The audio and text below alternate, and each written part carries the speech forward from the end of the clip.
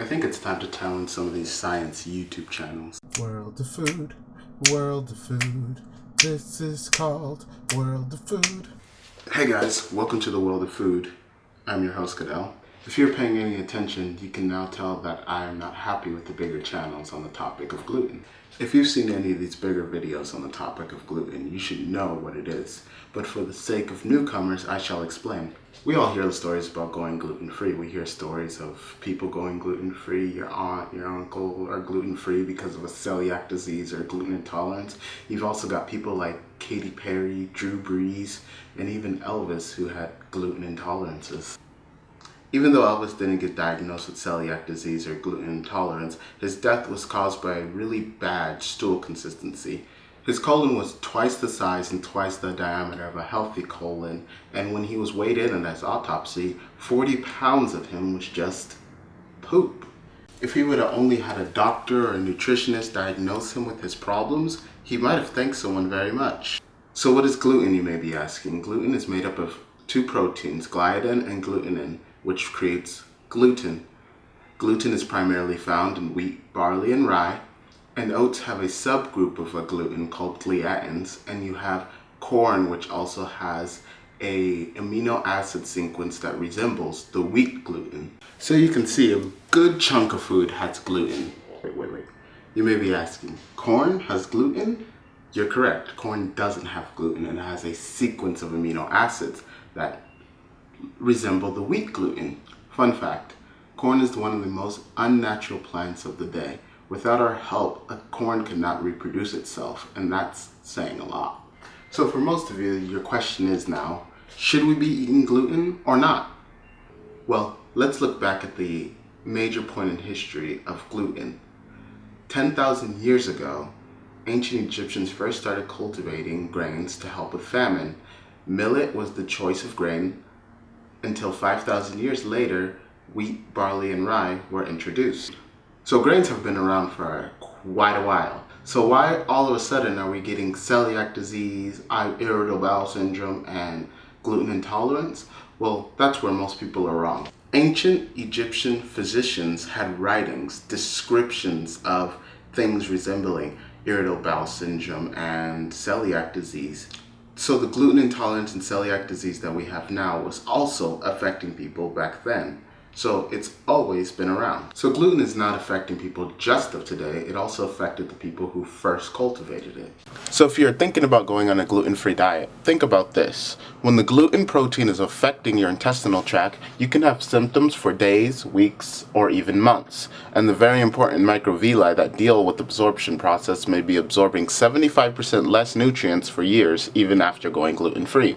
The time of repair all depends on the length of the gluten consumption. Disclaimer, poop shall be talked about. Stool consistency, classified as watery, soft, normal, hard, and firm. So with the word normal, that should tell us that our stools should be easy and constant to pass. One of the biggest problems with gluten intolerance is it's very thin. People will self-diagnose with these symptoms and come to the conclusion that they aren't processing wheat properly.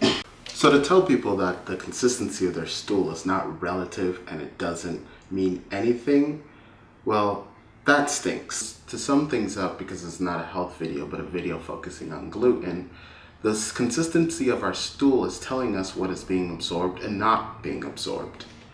So if there's lettuce and corn in there, well, guess what? You're not getting any nutrients from the lettuce or corn.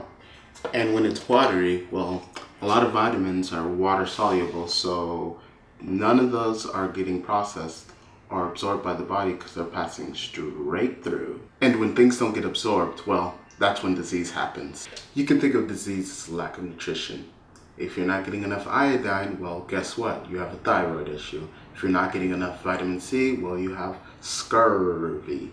And eczema is caused by a deficiency in one essential fatty acid, omega-3s. So we can see now that absorbing our foods is such an extremely important process in our body. So a gluten-free diet is essential for people who have celiac disease or gluten intolerance.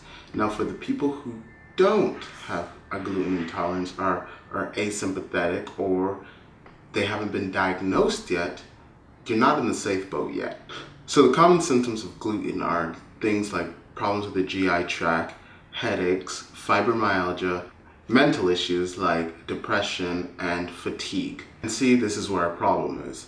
You see that headaches, GI problems, depression, those are all linked with other medical issues, and that's why gluten intolerance is so hard to diagnose, and people still believe it's a myth, doctors and normal people alike. That seems to be the major problem.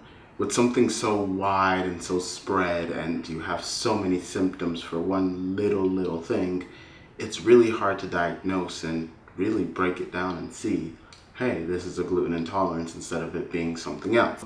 Everybody is different. Everybody has a slight biochemical shift that someone else doesn't have, and that's why we get little things like allergies. I think the point is to know your own body. If you're breaking out from chocolate and you know you're breaking out from chocolate, well, your body's responding to chocolate differently than somebody else's body. Whoa.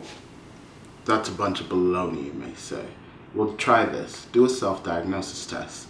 Fast for a whole day and then drink only water. Start reintroducing the foods one at a time, and I'm certain you will find out what's really causing your symptoms. But I don't really want to attack gluten by itself. I really want to attack a smaller but bigger problem. Lectins. Lectins is derived from the Latin word legere, meaning, among other things, to select. Lectins is a carbohydrate or sugar-binding protein. Different lectins choose to bind to different parts of the body. This is where the meaning select comes from. Lectins can be found in almost all plant-based foods, with beans, grains, nuts, and seeds being the highest in concentrate.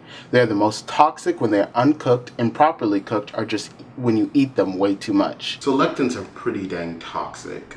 Lectins cannot be processed by our bodies. They go in and they come out. Sprouting and fermenting of these plants will reduce the lectin quality greatly. Lectins themselves like to bind to the cells of our body. The cell is a quite complicated structure, but on the top layer of it, you have a sugar coating around it, per se.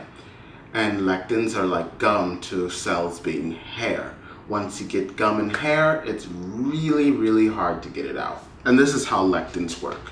Lectins of grain quality will choose or select to attach to the cells in the intestinal tract, which the cells end up blobbing up, and then you have a autoimmune response. Now you may be thinking, dang, really? I can't eat gluten, I can't eat these new things called lectins. What do I eat? How do I get rid of this lectin or gluten problem? Well, guess what? Lectins bind with sugars. There's research that using decoy sugars in the body will naturally have lectins bind off the body, then flushed out the system. Specifically sugars of the D-mannose, which comes from apples, oranges, and peaches, blueberries, and cranberries. If you ever had a UTI and drank cranberry juice to help relieve the pain or get rid of the infection, this is where the idea comes from. The bacteria that chooses to attach itself to the UTI with lectin-type properties can be decoyed to attach themselves to the incoming sugars from the cranberry juice of the sugar mannose type. So these are tools to balance out lectins. It's not an excuse to eat tons of sugars and then eat breads and think they're balancing out each other. There's a reason that plants have lectins in them.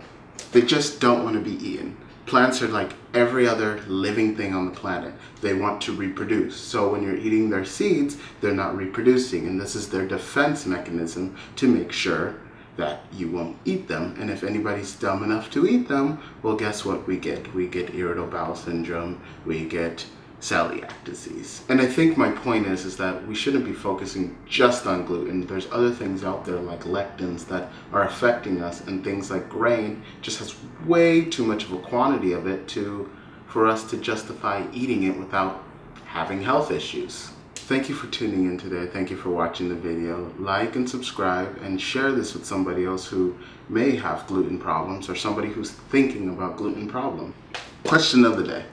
If all gluten was being removed from the planet and you could only keep one product of gluten, what would you keep? Personally, I would choose pizza. If you have any other questions about gluten or lectins or anything about my channel, feel free to put them in the comment bar below, and I will be glad to answer them. I'll see you guys next week on The World of Food, where I'll be talking about organics. Goodbye.